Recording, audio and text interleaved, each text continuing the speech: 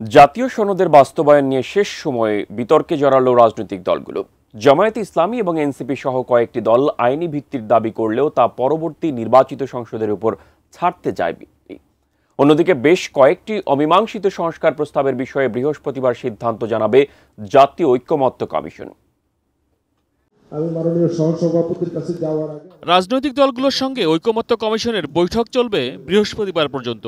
এরই মধ্যে জাতীয় সনদের খসড়াও প্রস্তুত করেছে কমিশন, যা দেয়া হয়েছে রাজনৈতিক দলগুলোকে।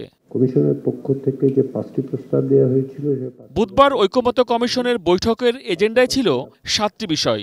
যদিও সংসদের নারী প্রতিনিধিত্ব নিয়ে আলোচনাতেই বৈঠক শেষ হয়। এদিন জামাত এবং এনসিপি সহ কয়েকটি দল সরব হয় প্রস্তাবিত জাতীয় সনদের আইনি ভিত্তির দাবিতে। আইনি ভিত্তি না দিলে এটা তো একটা খাওয়া দাওয়া আলাপ আলোচনা করে শেষ হলো, অথবা আমরা রিকমেন্ড করলাম, অঙ্গীকার করলাম। কি অঙ্গীকার করলাম? কার কাছে অঙ্গীকার করলাম? কেউ কেউ বলছেন যে এটা এখন দরকার নাই, আগামী পার্লামেন্টে যারা জিতবে তারা গিয়ে এটা করবে। এটা একেবারে একটা অবাস্তব এবং অসামঞ্জস্য বক্তব্য। কারণ আপনি আগামী পার্লামেন্টে যাবেন, তাহলে এই পার্লামেন্ট ইলেকশন কীভাবে হবে? এবং সেখানে আইনগত ভিত্তি দেওয়ার জন্য অনেকগুলো অল্টারনেটিভ আমরা খুঁজে দিয়েছি। 2 বছর সময় নিয়ে সেটা বাস্তবায়নের কথা বলা হয়েছে। আমরা তার ঘোরতর বিরোধিতা করছি। একটা ফাঁকিবাজির সুযোগ এখানে রয়েছে।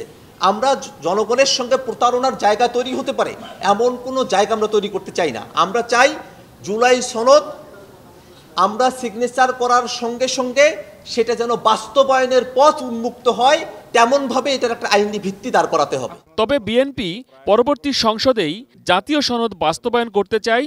দলটির স্থায়ী কমিটির সদস্য সালাউদ্দিন আহমেদ মনে করেন, ঐকমত্যের ভিত্তিতে স্বাক্ষরিত সনদের অঙ্গীকার ভঙ্গ করার সাহস কোনো রাজনৈতিক দল করবে না। জাতীয় নেতৃবৃন্দের সমস্ত দলের প্রতিনিধিদের সিগনেচার সহ একটা সনদ তৈরি হবে, সেই সনদটা ওয়েবসাইটে যাবে, জাতি দেখবে, পত্রিকায় প্রকাশিত হবে। এরপরেও কি কোনো পলিটিক্যাল পার্টি ডেয়ার করবে এটা ব্রেক করার?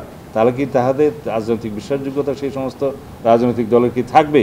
সেই রিস্ক কি কোনো দল নেবে? It is contract in between nation, in between people and the political parties and stakeholders. তা আমি মনে করি সেটা বাস্তবায়নের জন্য একমাত্র জায়গা হবে জাতীয় সংসদ। সনদের বাস্তবায়ন নিয়ে রাজনৈতিক দলগুলোর এমন বিপরীতমুখী অবস্থান নিয়ে কোনো মতামত জানায়নি কমিশন। তবে যেসব সংস্কার প্রস্তাবে ঐকমত্য হয়নি, বৃহস্পতিবার সে বিষয়ে নিজেদের মতামত জানাবেন তারা।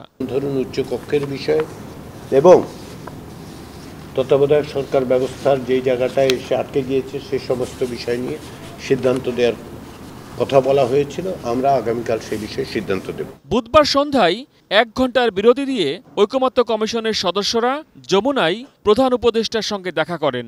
কমিশন আশা করছে বৃহস্পতিবারের বৈঠকের মধ্য দিয়ে শেষ হবে রাজনৈতিক দলগুলোর সঙ্গে তাদের আনুষ্ঠানিক আলোচনা। মহসিন কবির, এটিএন নিউজ, ঢাকা।